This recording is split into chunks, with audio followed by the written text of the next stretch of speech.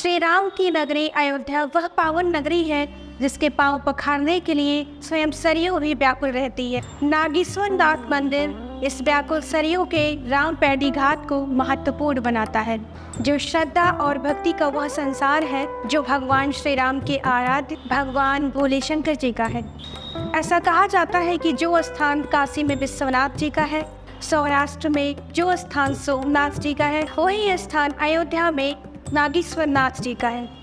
नागेश्वर नाथ मंदिर अयोध्या में भगवान शंकर जी का एकमात्र मंदिर है, जहां दर्शन करने मात्र से भक्तों की संपूर्ण मनोकामनाएं पूर्ण हो जाती हैं। सावन में लाखों श्रद्धालु यहां भगवान शंकर का जलाभिषेक कर अपनी मनोकामनाओं की पूर्ति करते हैं। सीताराम।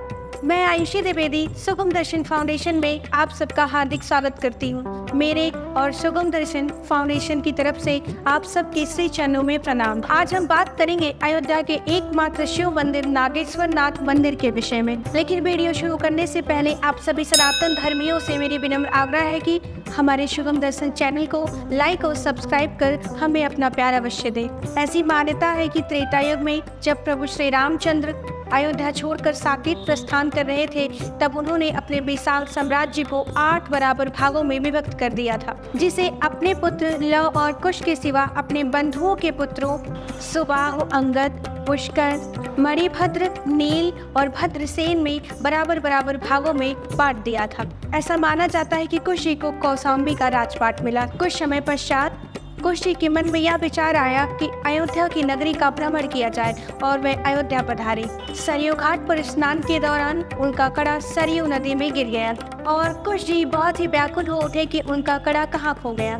यह वही कड़ा था जो महर्षि अगस्त्य जी के द्वारा प्रभु श्री रामचंद्र जी को दिया गया था और प्रभु श्री रामचंद्र जी ने इसे अपने पुत्र कुश जी को भेंट स्वरूप दिया था। कुश जी ने बहुत देर कड़े की खोज की, लेकिन उनको सफलता प्राप्त नहीं हुई।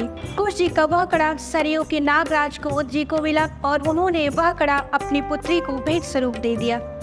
कुछ समय के पश्चात जब कुश जी को यह सूचना मिली कि उनका कड़ा नागराज कुंवर के पास है, तो उन्होंने उसे वापस पाने के लिए नागराज जी से विनती की, परंतु नागराज की पुत्री कड़ा देने को वापस राजी नहीं हुई, जिससे कुश जी क्रोधित हो उठे और उन्होंने नागों के विरुद्ध युद्ध छेड़ दिया। कुश जी और नागराज के बीच कई वर्षों तक युद्ध चला, जिससे नागराज का मन विचलित हो उठा। तब नागराज ने भगवान शंकर जी का ध्यान किया और नागराज की घोर तपस्या से भगवान शंकर ने प्रसन्न होकर सरयू नदी के तीर पर नागराज को दर्शन दिया।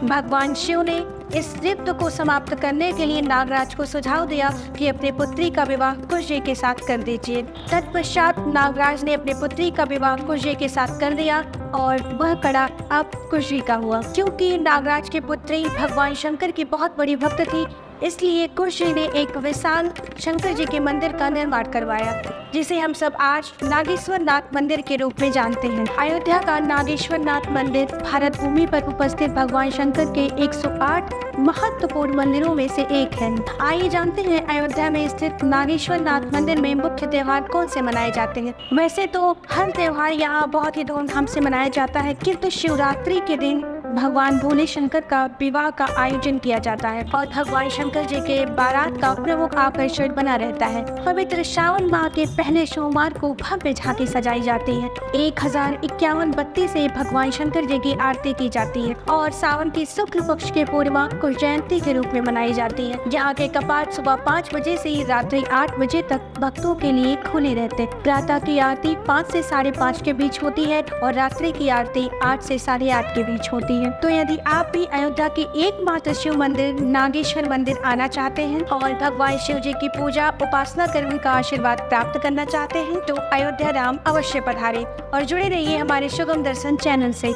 हर हर महादेव।